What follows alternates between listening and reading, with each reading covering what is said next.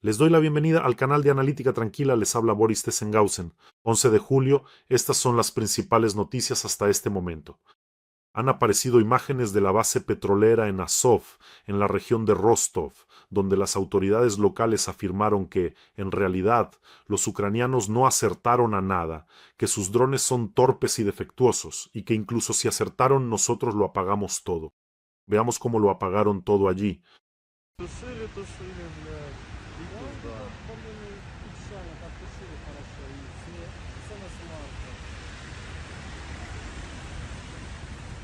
Сейчас весь парк просто сгорит. Como podemos ver, ni siquiera las redes de protección lograron salvar la situación. Y les recuerdo que en Azov, nuestros drones visitaron de inmediato 5 bases petroleras, es decir, todas las que había allí. Y allí los rusos están a punto de enfrentar una crisis muy seria, y no solo de combustible. Ahora les voy a contar sobre esto. Bueno, el Instituto para el Estudio de la Guerra escribe que Ucrania ha comenzado una nueva etapa de la operación en Crimea. Yo lo vería de manera más amplia, no solo como una operación en Crimea. Mientras tanto, en el informe de las fuerzas de sistemas no tripulados de esta noche, ¿saben cuántos tanqueros rusos adicionales fueron alcanzados? 28.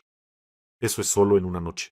Es decir, Ucrania está pasando a una nueva etapa de aislamiento de Crimea, pero también de aislamiento de todo el mar de Azov. O sea, el mar de Azov se está cerrando para los rusos. Por cierto, los propios rusos. Hoy lo cerraron, pero de eso hablaremos un poco más adelante. El corredor terrestre es muy problemático. El marítimo se está cerrando y solo empeorará, es decir, en Crimea, Crimea se convertirá en una carga insoportable para Putin. Incluso los blogueros rusos ya insisten en esto. Así que el colapso en Azov es un golpe sistémico a toda la logística de la Federación Rusa. Permítanme empezar por la magnitud de las pérdidas, es decir, en esencia, la campaña de fuerzas, llamémosla así, la campaña de fuerzas de sistemas no tripulados de Ucrania. Esta campaña comenzó en la noche del 6 de julio. En ese momento fueron alcanzados 2 petroleros y una terminal costera en Kerch. Y después esta campaña simplemente fue creciendo como una avalancha. El 7 de julio, menos 8 petroleros, además de un carguero y un ferry. El 9 de julio, menos 15 petroleros. El 10 de julio, otros 12. Es decir, al final de los primeros 4 días, solo el comando de las fuerzas de sistemas no tripulados declaró 35 alcanzados petroleros. En 96 horas. Para la noche del 10 de julio, el conteo ya alcanzaba 48 barcos y durante esa noche otros 28. Así que para esta mañana, 76 barcos de la flota fantasma rusa han sido alcanzados. Es un resultado colosal. Esto llevó a que ahí es donde tienen una crisis. Además comenzó el hecho de que Rusia se vio obligada a suspender temporalmente la navegación por el canal Don-Azov, que conecta el río Don con el mar de Azov. También se suspendió la aceptación de solicitudes para el paso por el estrecho de Kerch, que conecta el mar de Azov con el mar Negro. Eso es todo. Bloqueo. Y esto ni siquiera es una catástrofe local, ¿ya? Es decir, la cifra clave para el contexto, estuve revisando algunos documentos, el número total de buques cisterna rusos en el mar de Azov, según imágenes satelitales SAR, es de unos 120 unidades, es decir, la mayoría son cargueros y el resto son petroleros. Es decir, en 5 días se ha dejado fuera de servicio al 63% de toda la agrupación. Imagínense, no se trata de ataques puntuales, es simplemente la destrucción de 2/3 de la flota operativa. Además, en una zona acuática cerrada, en un solo ciclo de trabajo, en una semana, literalmente destruyeron toda la flota clandestina de Putin. Incluso si se tiene en cuenta que algunos barcos fueron dañados más de una vez, incluso si fue más de una vez, da igual, la cifra es crítica para los rusos. En los comentarios preguntaban, ¿y qué pasa con la ecología? Así que voy a responder a esa pregunta, ya respondí en los comentarios. Nuestros drones golpean directamente la superestructura, no atacan el costado del petrolero, es decir, lo dejan sin control, luego los rusos lo remolcan de vuelta al puerto y ya no va a ningún lado. Creo que han visto en los videos lo preciso que nuestros drones golpean directamente la cabina de mando. El núcleo de los barcos afectados son petroleros D2 de unas 7.000 toneladas y unos 140 metros de largo. es decir, aquellos con los que planeaban transportar combustible a Crimea. Van desde Yeisk y Azov, salieron de Taganrog, intentaron ir a Crimea. Escucha, explícame esto. ¿Cómo es que primero dos petroleros, que ya podría haberse tomado como advertencia cuando los drones los alcanzaron, luego otra decena de petroleros, luego otra decena más, y aún así siguen yendo en grupo? Los rusos envían estos petroleros sin escolta. Vamos a Crimea. Bueno, está bien. ¿Y las órdenes? ¿Y cómo la tripulación de estos petroleros no entiende nada en absoluto? Es decir, esta vulnerabilidad de la flota es estructural. Estos iban completamente desprotegidos, en una masa compacta en medio del mar, sin escolta de ningún buque de guerra. De lo contrario, nuestros drones y buques de guerra, en primer lugar, los buques de guerra, los habrían destruido sin siquiera necesitar medios de fuego a bordo. Es decir, no pensaron, bueno, vamos a disimular. Entonces con las mangueras nadie se dará cuenta. El cierre de este canal a Azov-Don y de Kerch es un nivel completamente diferente. Esto es un reconocimiento administrativo por parte de los propios rusos de que la zona acuática ya no es segura para la navegación, como tal. Es decir, Rusia está bloqueando su propia logística allí. Bueno, está claro.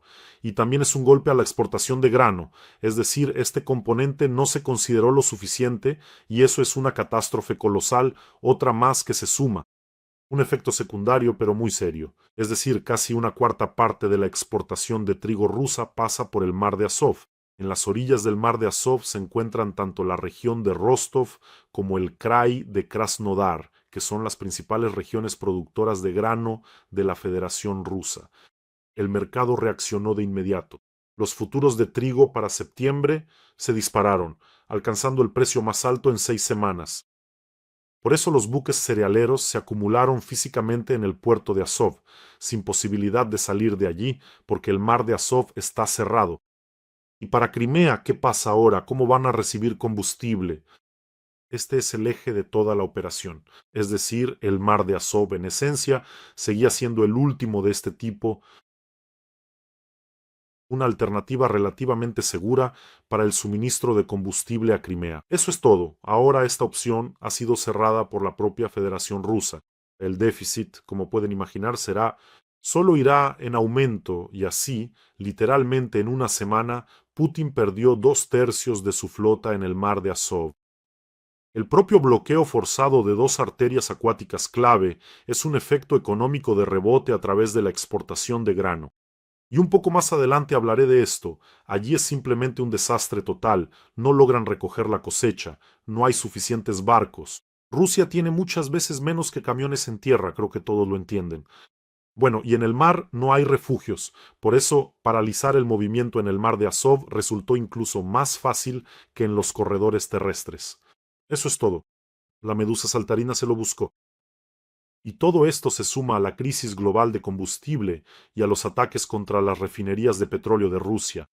Ahora el Gollum botoxeado volverá a reunir otra reunión en la que dará instrucciones de las que no se puede decir absolutamente nada. No tienen nada que ver con la realidad. Solo un tonto puede no notar que para la Federación Rusa todo está yendo cada vez peor. Y además parece que Trump también se ha enfriado respecto a su homólogo calvo y ha dado luz verde para atacar la refinación de petróleo rusa hasta que Putin se siente a la mesa de negociaciones. En resumen, Putin no se sentará a la mesa de negociaciones, por lo que la operación de despetrolización continuará. Y como respuesta, hoy los rusos atacaron Kiev con misiles balísticos. Volvieron a romper ventanas en las casas, destrozaron la calzada, hay un cráter allí. Declararon que están atacando lugares de ensamblaje y lanzamiento de drones. Ya lo he dicho varias veces, después de cada una de estas declaraciones, la cantidad de drones que vuelan sobre el territorio de la Federación Rusa solo aumenta. Es decir, dejemos esto registrado para la historia, por así decirlo. Ucrania ya ha eliminado casi el 50% de la capacidad de refinación de petróleo de Rusia. Destruyó 2/3 de la flota en la sombra en el mar de Azov, obligó a Rusia a cerrar el mar de Azov y el canal, y Putin sigue atacando casas, garajes y carreteras. Él está completamente enfermo, de verdad. Por cierto, amigos, no olviden suscribirse a este canal. Es importante, puedes hacerlo ahora mismo sin posponerlo. Estamos luchando contra la propaganda de Putin y juntos nos será mucho más fácil hacerlo. Así que suscríbanse. Mientras tanto, en Crimea han impuesto nuevas restricciones para retirar efectivo. El banco VTB ha impuesto restricciones y, por lo que parece, pronto habrá escasez de rublos en efectivo en la península, es decir, por ahora solo VTB, y los límites han sido reducidos drásticamente. 10 veces y 6 veces menos respectivamente. ¿Qué está pasando entonces? Ya ni siquiera los crimeos pueden acceder al dinero en efectivo, y pronto todo allí será solo en efectivo. Aquí sí que aplica la famosa frase de Medvedev, por cierto dicha en Crimea: no hay dinero pero aguanten. Según informan los locales, la oferta de bienes raíces ha aumentado drásticamente en Crimea. Es decir, los que son más listos han empezado a poner en venta tanto sus apartamentos como sus casas. Ahora, cuando se den cuenta de que no habrá gasolina por mucho tiempo, el proceso se acelerará, créanme. Porque si no hay gasolina, no habrá nada, absolutamente nada. Bueno, imagínense cómo creen que piensan ellos. ¿Ucrania no va a destruir el puente de Kerch? Sí, por supuesto que lo va a destruir. Cuando llegue el momento necesario, sin duda lo destruirá. Ucrania todavía está dando la oportunidad de huir a quienes quieren escapar de allí. No hay gente, no hay visitantes, no hay dinero. Esto lo estoy citando del director del acuario de Sebastopol. Él contó que por ahora la situación es más o menos estable, pero que es muy complicada. Y hace un año este director ya hablaba, por cierto, de una situación difícil. Me imagino lo difícil que debe ser ahora. ¿Saben qué es lo más interesante? Este director del acuario de Sebastopol, lo recuerdo, es el mismo director que colgó en la pared del acuario un retrato de Kadyrov junto al retrato de Shukov. ¿Recuerdan esa historia cuando incluso los personajes más patriotas en Sebastopol se indignaron y preguntaron qué tenía que ver Kadyrov con la gran victoria? Alguien empezó a arrancar ese retrato de la pared. Al final terminaron quitando tanto el retrato de Kadyrov como el de Chukov. Y hoy me encontré con un comentario interesante, pero esta vez de San Petersburgo. No hay agua caliente, no hay gasolina, no hay internet móvil. 11 de julio de 2026, San Petersburgo. Bueno, lo principal es que hay grandeza, y lo más importante es que Putin, en algún lugar allá abajo, en el piso -50 de sus mazmorras, cuenta que hay que esperar un poco más, que pronto todo se arreglará. Mientras tanto, Ucrania y los ucranianos simplemente están realizando una hazaña increíble y verdadera en cada episodio. Tenemos una colecta importante para las fuerzas de defensa de Ucrania. Hoy continuamos recaudando fondos para drones para nuestros paracaidistas. El séptimo cuerpo de respuesta rápida de las tropas de asalto aéreo, que defiende y combate al enemigo en una de las zonas más calientes, cerca de Pokrovsk. Y los paracaidistas grabaron un video mensaje para ustedes, por favor, véanlo. Бажаю міцного десантного здоров'я. 7-й корпус швидкого реагування ДШВ б'є ворога на найгарячішій ділянці фронту під Покровськом. Ми нарощуємо наші спроможності по ударам на оперативно-тактичну глибину. Закуповуємо станції, зв'язок для розвідувальних та ударних дронів. Разом з глядачами каналу Бориса Тізенгаузена відкриваємо збір на Middle Strike 7-го корпусу. Наша мета – 1 мільйон гривень. Слава Україні! Слава ДШВ!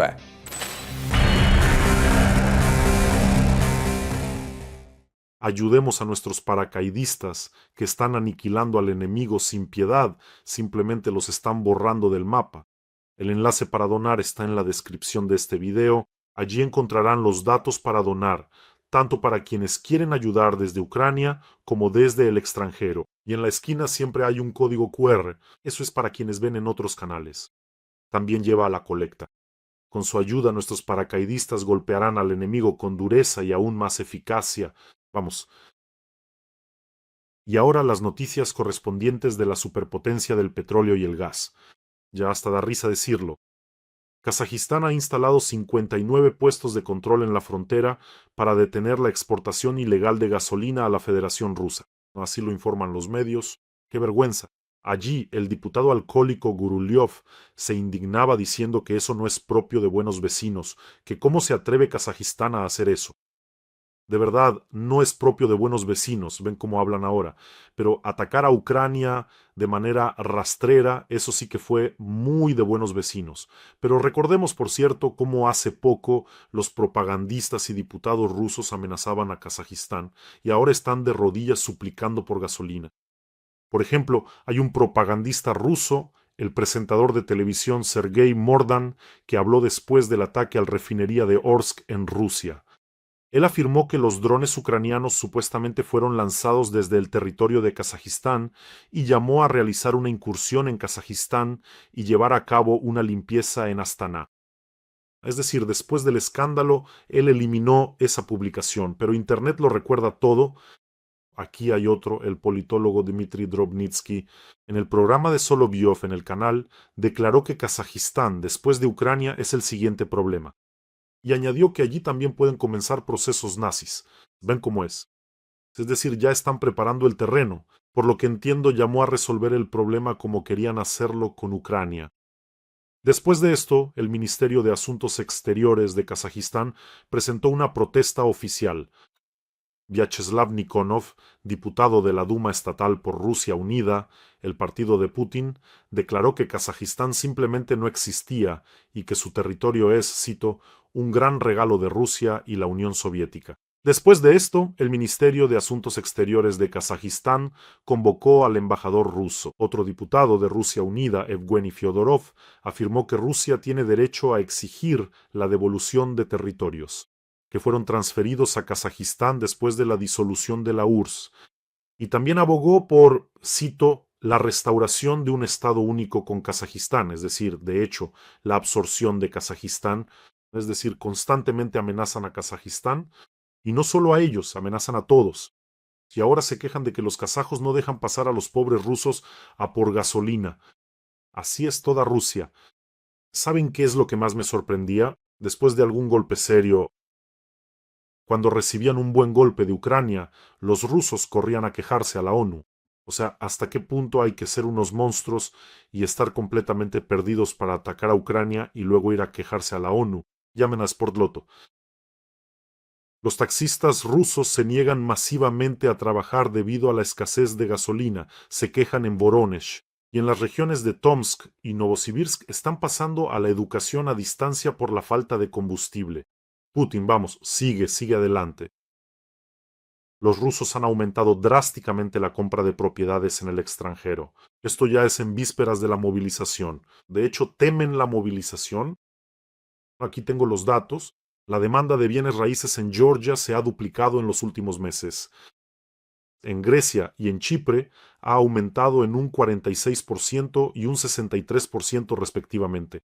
Ya me he encontrado varias veces con publicaciones de los propios rusos que están convencidos de que el viejo chiflado va a escalar la situación y a intensificar la movilización. Es decir, oficialmente no la van a declarar. De hecho, nunca se ha detenido, pero empezarán a enviar citaciones masivamente y a llevarse gente en las calles.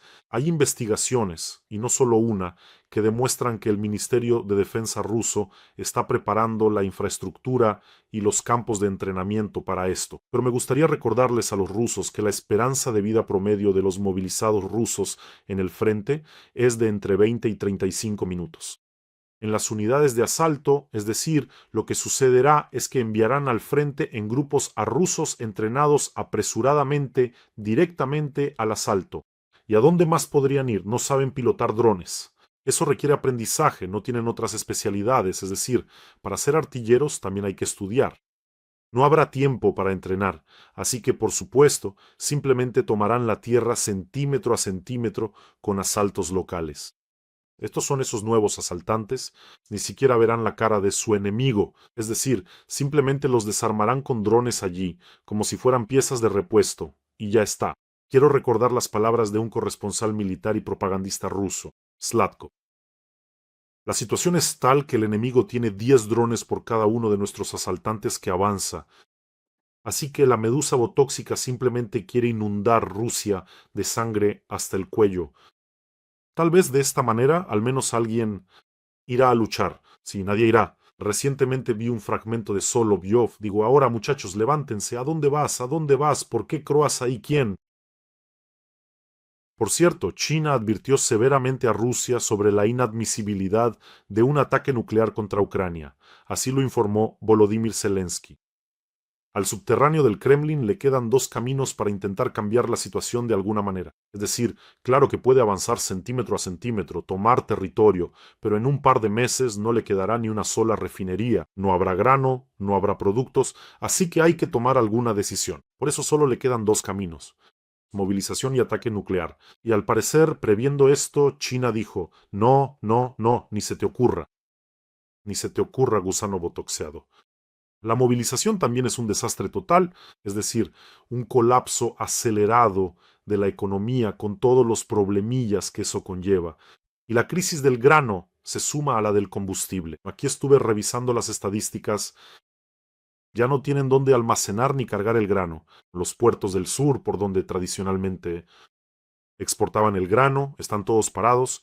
Según las estimaciones de los participantes del mercado, los participantes rusos, en el transcurso de una semana podría haber un colapso del transporte, es decir, simplemente no habrá suficientes camiones para sacar la cosecha. Además, se esperan lluvias, es decir, las lluvias obligarán a mantener el grano simplemente en los camiones o a la intemperie. Eso garantiza pérdidas y deterioro. Ahora, de manera urgente, los rusos intentan exportar parte del grano a través de Azerbaiyán y Turquía. Pero estas rutas requieren subsidios a gran escala y son mucho menos eficientes que el transporte marítimo. En cuanto a capacidad de procesamiento, Tamán definitivamente no puede reemplazar a los puertos del sur, no tiene la misma capacidad. La conclusión, es decir, ya se está registrando. ¿Saben que al 1 de julio los rusos han cosechado 1,5 millones de hectáreas frente a 4,5 millones de hectáreas el año anterior? Es decir, imaginen, están muy rezagados. 3 veces ya, estas son pérdidas colosales. La diferencia clave con la crisis del petróleo: el grano tiene plazos muy estrictos, es decir, de 7 a 10 días. Desde el momento en que madura hay que recolectarlo, de lo contrario, la espiga se desgranará. Es decir, esto hace que la crisis del grano sea simplemente incontrolable y es aún más grave. De combustible tal vez, pero el resultado es muy simple. Además del evidente aumento de precios de los alimentos, se pierden una parte significativa de las cosechas. También se esperan quiebras masivas de empresas agrícolas en la Federación Rusa. Esto es adicional a la crisis del combustible. Sí, el abuelo lo manejaba, y ahora le van a mostrar diapositivas bonitas. Eso es todo, hemos vencido a todos. Ahora Gerasimov va a decir algo allí. Hemos vuelto a tomar Konstantinovka. En general creo que muchos ya entienden que el abuelo no está en sus cabales, pero él no se detiene. Alguien tiene que detenerlo. Creo que pronto, tal vez, aparecerá alguien valiente que lo haga, y si no aparece, Rusia caerá directamente al abismo. Bueno, no vamos a lamentarlo demasiado, y ustedes, amigos, cuídense y cuiden a sus seres queridos. Suscríbanse a este canal, no lo olviden, y vamos a ayudar a nuestros paracaidistas. El enlace para donar está en la descripción de este video. Que tengan todos un buen día y gloria a Ucrania.